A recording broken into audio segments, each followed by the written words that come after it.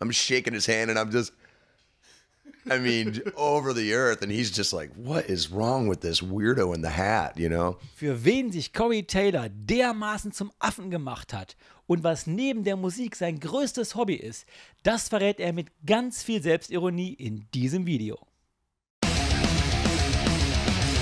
There's also a comic book coming out on Dark Horse. Is that true? Yeah. It's a miniseries that is an adaptation of the short story that I wrote, which is a lot of work. I mean, I didn't realize how much work it was going to be. I was going to be like, oh, it's going to be great. And then it's like, oh, God, I actually have to do this now, you know?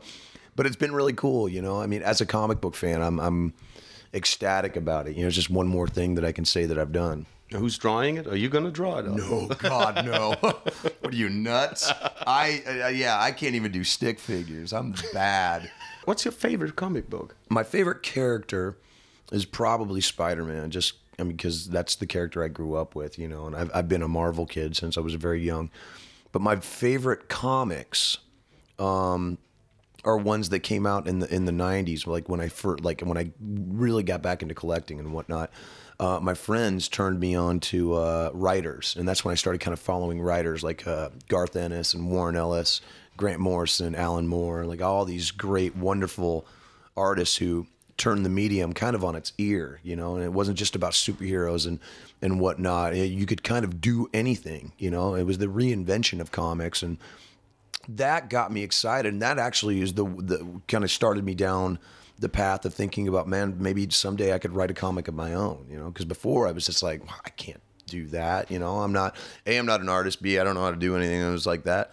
But then, you know, reading their stories and seeing how they would adapt those stories into comic books, I was just like, well, I could do that too, you know. So it's pretty cool, you know, to kind of be able to do that. And because I'm doing this, I've got to meet, you know, some of my favorite writers, which as a fan, you just geek out and you just, oh God, you know, get all weird. So it's been really cool.